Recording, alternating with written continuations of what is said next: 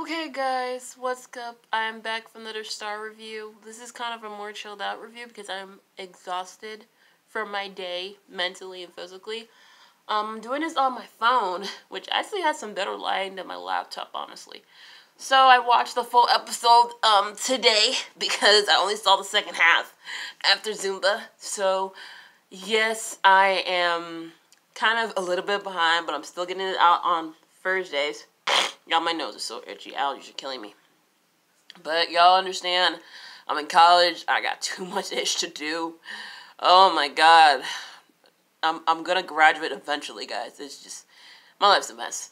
But anyway, let's get into this review. So first off, I just want to let you guys know, we won't be getting Star for 2 weeks because of the World Series. So instead of, what would the next week be? Instead of the 24th, we're going to get our new episode on the 31st. So, no, remember that, okay? Don't be pre-recording or trying to pre-record. You know, we're not getting it next Wednesday. So, let's get on to this review. So, we start off with the girl in the studio trying to fake out a track to do for this fundraiser. Miss Bruce gets to her royalty check, and she realizes that Maurice actually took half of her money and her song as a producer, so Star is automatically pissed. She goes to the club, full belly out and all. She's basically smashed the bottle in front of him, and she's like, touchdown. I'm like, bitch. I'm like, ooh, and she's defensive because that's her money. That's not her money. It's her baby's money. I'm just like, ooh, you pissed her off. You pissed off the wrong one, Maurice. You really did.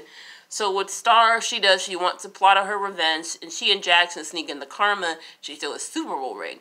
Which team he played for? I don't know. I don't care. She's trying to figure out how to pawn it off, and basically Maurice finds out she took any friends to call the cops on her, which I'm like, dude, she's a pregnant chick. Really now? Okay? Like, you really don't got to bring the cops into this, especially. And Jackson's like, you know, with Washington speak, he wants to do it a different way. Star's like, no, we ain't doing nothing. You know, they're back in the studio. She apologizes because she explains how she has had it really hard and she has to hustle so hard to stay on top, and especially with the baby now. And, you know, Jax understands it. And I feel like they're getting more and more understanding of each other, but I feel like it's not going to last that long because we already are predicting what's happening with the recent casting call. If you're not on Instagram, look on the Star on Fox hashtag and you'll find out. All right, so we have Simone. And she is, you know, she's not feeling Nina right now because, you know, basically she doesn't want to get into her and Mateo's mess. Nina tells her she's in an open relationship with him. She's like, you deserve better. And Simone is given the assignment to read the speech. She's like, I can't read all of this. This is literally, the speech is like a whole script. Like a whole script. And she tries to learn it. And, you know, they change up the intro and Simone gets hella nervous. And that's when she finds out that, oh, she can't really read that good. Not like illiterate, but like she can't read on a certain, you know, adult level because, you know, it's kind of like a child left behind kind of thing where like you kind of pass them enough to get to the next grade and we're not getting the full training. And it's like, damn. I mean, that's a real life thing that happens with people. I mean, honestly, I'm just glad that, you know, honestly, I'm glad that I got in like a good system, part of the system where they actually challenge you. I used to hate reading in high school, but it wasn't until like the second half where I'm like, okay, I actually want to do this, and I'm actually doing good. And the thing is just the system's so messed up in most places. It really is, because people are just, you know, not given an opportunity to actually learn skills, and it sucks. I'm trying to run through this because I have to go to a parade in like an hour. So we get to Alex. Oh God, Alex. I don't know what you're doing, girl. You in danger, girl. So we see her wake up to Derek coming home in the morning, basically on his like patrol, and she's like, you know that worries me when you try to play cop, and he tries to make it up to her, and Olivia texts her, and she's just kind of like putting up with it because, you know, it's her sister, and she died, and just, you know, we already know that it's not her sister at this point.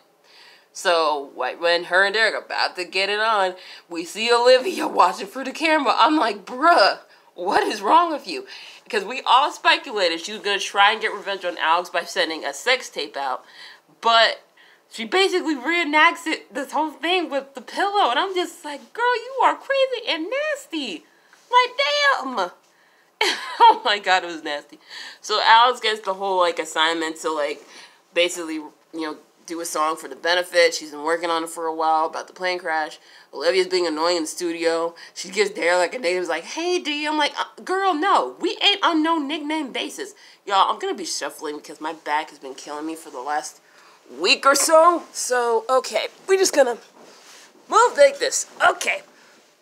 So, Derek warns her. She ignores it. We get to the whole benefit thing, and, you know, she's nervous. Olivia comes walking in wearing, I don't know what Fashion Nova she got this from. You know what, let me not do that. I'm not offending Fashion Nova like that. But, you know, she's like, I don't think Derek understands the bond what we have. I'm like, girl, she's known you for a whole month. What bond you talking about? So, I'm sorry, guys. This is just a not organized review right now. So, Alex goes up to perform, and right when we're enjoying the performance, Olivia's ass drops in, and she just makes it the most awkward thing ever, especially in front of the guy that's supposed to be the MC for the festival. It's just, oh my god, it's just a mess. Alex is pissed. Olivia throws the Bianca car, and she's like, don't do it again. I'm like, Alex, no, if that was Star, she would have gone Brooke Valentine 2004 girl fight on her ass. Even if she pregnant, she would have fought her. Oh, man. So we cut to, like, the next day, or the next night, basically. Alex is just waiting on, you know, Derek to come home. She's been worried sick. We find out that, you know, he's basically been trying to find the Bandcamp crew people. He gets himself in trouble, almost getting a fight, and Atlanta PD pulls up.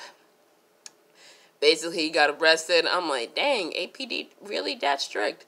And APD, you know, him and the Prince, he says, like, you know what, I had a lot of faith. I'm not going to be going into that. And Alex tells him, hey, I can't lose nobody else, okay? I can't, especially after what happened earlier. And, you know, they make up, and then we see that freaking camera again. I'm just like, oh, no. Here comes Olivia with her pillow. Oh, my God. All right, now let's get to Andy. Andy's been holed up for, like, the last month getting beat up by Mike, and basically, he just looked tore up. Cassie's like, you're the last string I got before I go legit. And, you know, basically she's been, you know, running some money for Xander. She's saying that it's too much, and then Xander's really trying to push her to run this money. And, you know, basically she wants to just pay him the loan and be done. And, you know, basically Xander makes her feel like you're always going to be that gangster. I'm like, girl, shut the F up. I'm about Chad Michael Murray, and he's doing so good in this role. And she's like, you know what? Let me just let this guy free. He ain't my problem as long as you never come back to Atlanta. And, you know, we see Andy. We see him leave. And, you know, Mike's trying to get, you know, him back because apparently Cassie didn't tell him that she let him go. And just when, you know, Andy gets the strength to just sprint off out there, he gets hit by a car. And when we saw that tooth come out of his mouth, I'm like, he ain't gonna make it. He ain't gonna make it. So, let me just jump into Carlotta. Ooh, Carlotta. We gotta pray for Carlotta, y'all. So Carlotta's she's juggling so much. She has not gotten any sleep. She's been working so hard. She's trying to get the festival together, trying to get these connections in, and she's starting to ignore the girls. And, you know, Simone's dealing with her thing with the whole reading thing, and she ignores her, starts trying to get through this legal process of Maurice taking her song rights. And, you know, Carlotta's like, go figure out for yourself. She's pushing Alex to do this, you know, song for the benefit. And I'm just like, Carlotta, you're about to lose these girls. As much as they love you, you starting to become a suit. You starting to become Mateo. Like, half Mateo. Jeez. And I know Mateo's stressing you, but girl, no. Miss Bruce telling you tired. Cotton telling you tired. You need to sleep. So we see her at the, at some hotel trying to get this MC named Ryan, played by Terrence J. First off, let me just say, Terrence J, you're doing a great job getting these recurring roles on Hit the Floor Now Star. But at the same time, we cannot forget about your hit and run last week. Just, oof, man. We're about to find out more tea about that real soon. Anyway, she's trying to get this MC to do the festival because he's already doing the benefit. He doesn't want to because Mateo basically plastered his whole brand name on it in the front from the actual cause. And she's like, oh, Alice Crane's going to sing it instead of Take 3. You know, he thinks like, okay, I'll think about it. It's like, deal's a deal. And then the performance happens. Olivia jumps in. Ryan's just fed up with it. And, you know, Carlotta basically just almost breaks down. She's like, look, I lost the love of my life, and I'm trying to keep this whole label afloat. And, you know, basically, you're not going to work for Mattel. You're going to work directly with me. This is my event. He's like, I'll think about it. I'll get in touch. And, whew, Carlotta be stressing so much. Especially, you know, especially when, you know, Cotton calls, like, the people, the movers, whatever, to take the trailer. And she's like, you're not going to move that. You get off my property or I'm going to bust in your head. I'm like, Carlotta, don't be threatening people. Stop. Like, you need to rest. And to top all that off, I don't know how Andy maneuvered his way there, but he maneuvered his way to the house. Carlotta is holding him. She's trying to call somebody to call 911. And Andy dies in her arms. And she's like, not again, God, not again. It gives her flashback of Hayil. I'm just like, oh, God. As if she wasn't hurting enough. Because even though I knew Andy was going to die this season, I didn't think he was going to go out like that. Oh, Lord. And literally, when the coroner takes out the body, she gets a call from Mateo. I'm just like, leave this woman alone. God, like, what's with you? I don't know how they're going to try to pull everything off next week. Ooh, Lord Jesus. Because right now, Carlotta is being tested by the Lord. Ooh, because at the end of the episode, we see her walking down the street with a bottle of Jack Daniels in her hand. I'm just like, no, Carlotta, no. Not the bottle, no. Okay, and that's pretty much a wrap of everything with this episode with our characters. Now, with, episode 5 in 2 weeks, Carlotta's being put in a psych hospital. Alex is kind of kidnapped by Olivia. You know, Star and Simone and Noah are trying to keep, you know, Carlotta's festival afloat. It's basically kind of based off the synopsis in the trailer we've gotten. My overall predictions, yeah, Olivia, she crazy. We're gonna see a rescue mission. Star and Simone are gonna go rescue Alex.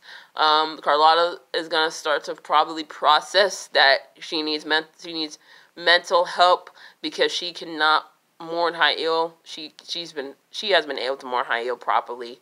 Cassie's gonna feel some guilt for pushing her sister this far, and for what she's really done. Think is gonna actually hit her like, oh, okay, I'm the reason her husband is dead. Like the father of her child is dead. The love of her life is dead. Just, whew, man.